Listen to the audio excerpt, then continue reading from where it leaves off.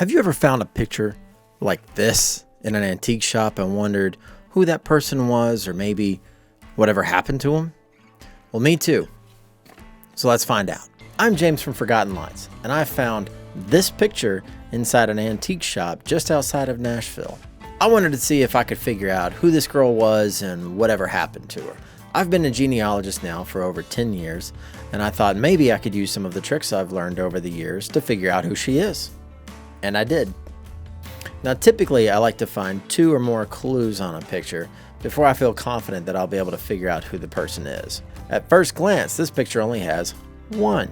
The name and the location of the photo studio. Blair, Wisconsin, known for its annual cheese festival. And flipping it over on the back doesn't really help because there's nothing there. No words, no time, no date, no anything. And when I open it up, just to double check, nothing. So where can we go from here? But if we look just a little bit closer, right here on the front, there's a tiny little icon, class of 42. So this is her senior photo, most likely a high school photo by the looks of her. Now we have a town and a very specific year. Our chances of figuring out who she is just went way up. But it turned out to be not quite that easy. I went over to classmates.com, which is a website that has a lot of school yearbooks and photos posted online from schools all across the country. Usually you can find what you're looking for there, but not this time. The oldest annual they had for this school, for Blair, Wisconsin High, was 1949. And remember, we needed 42, so not quite good enough. But there's still hope. So I called the Historical Society in Blair, Wisconsin, because a lot of times those folks will have access to certain records that aren't online, oftentimes being yearbooks of the local high schools. They didn't have one either. The oldest that they had went back to 1949. Not quite good enough. We needed 42. So next I called the high school, Blair, Wisconsin High School. I asked the lovely lady who answered the phone if they happened to have any school yearbooks in the office that went back farther than the 50s. This is not an unusual thing for me to do. I will not hesitate to call a school or a library or a historical society to see if somebody has what I'm looking for. And in this case, they didn't have it either. The oldest yearbook they had in the office went back to 1945. A little bit closer, but still not good enough.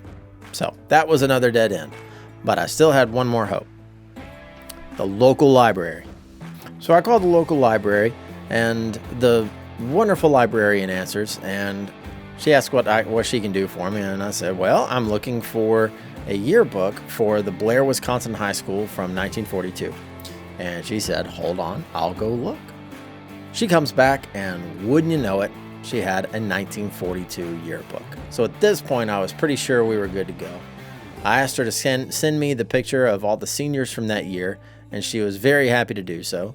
And within 10 minutes, I had in my email the graduating class of 1942 Blair, Wisconsin. Population, 856. And here's the picture. The graduating class of Blair, Wisconsin in 1942. And look who's there. Jean Skogstad. We've got a match. Now we've got a name for this lovely lady. Her name was Jean Skogstad. So with this information, we can now tell a little bit more about her. So very briefly, I looked her up, and I didn't go very far with her because she only recently passed away, so I didn't want to dig too much into her life. But I did find out that she was born in 1925, which you could basically do the math on of 17-year-old minus 1942. You're going to end up with around 1925. So we already kind of knew when she was born, just based off of the picture and that stamp alone. But when I found her obituary, I noticed that her name had changed spellings and went from Skogstad to Skorstad. One little letter. So I was a little bit concerned that I had found the wrong person, or at least traveled down the wrong path. But her obituary said that she graduated high school in 1944. Our picture says 1942. So which one is it? Well, I called the library back, of course, and I asked the wonderful librarian there to send me a picture of the graduating class of 1944.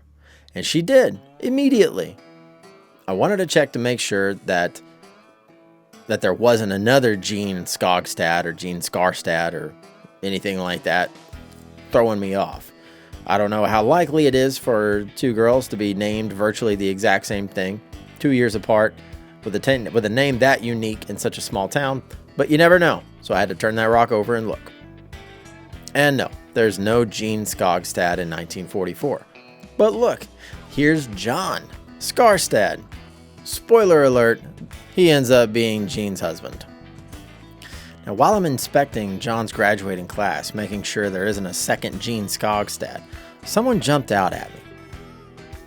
This fellow. We'll come back to him in a minute. So, here's where we are with this picture. Her name is Jean. She was a high school senior in 1942. She lived a very long life with her beloved husband, John, and they passed away somewhat recently, leaving behind several kids and even more grandchildren. And that's good enough for me. I don't necessarily need to know anything else about her. My curiosity is satisfied, and I feel better knowing that she is far from forgotten. But wait. Let's take a closer look at John's graduating class of 1944. Remember this kid in this snazzy uniform?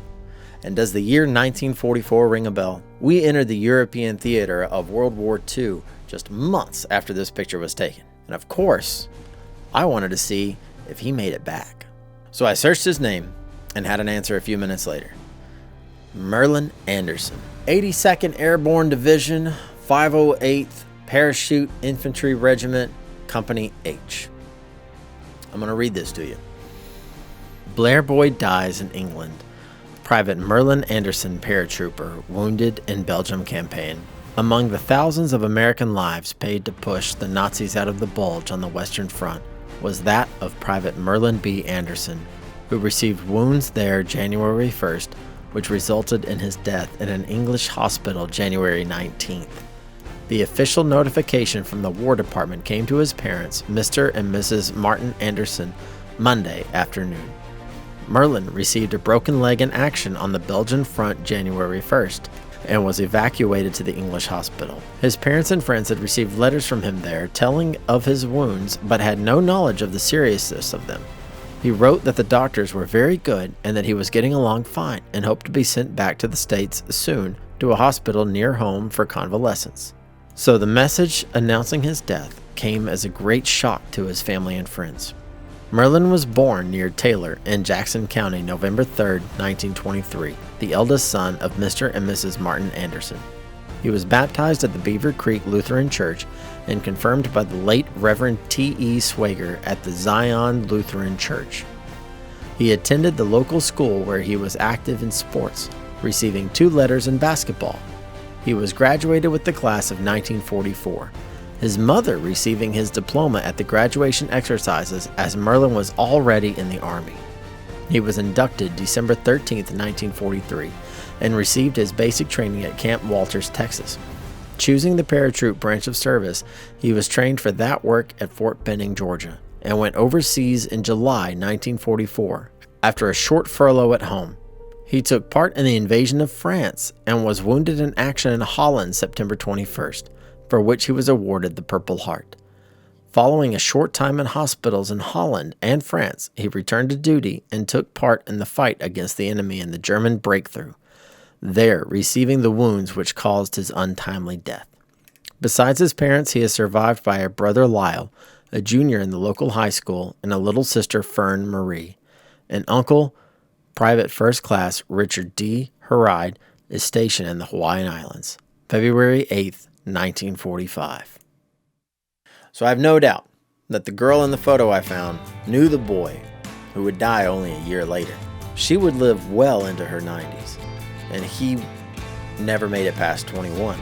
Jean left a legacy behind with a swarm of descendants. Merlin Anderson would die young, and his memory would have been kept by his parents, siblings, and friends. And it makes me wonder if Jean and her husband John ever thought about Merlin over the next 70 years after they went to high school together. But either way, now we have. If you like this video and you want to see more, Be sure to like and subscribe and turn on notifications so that you'll be the first to know the next time one of these videos comes up. And thanks for watching.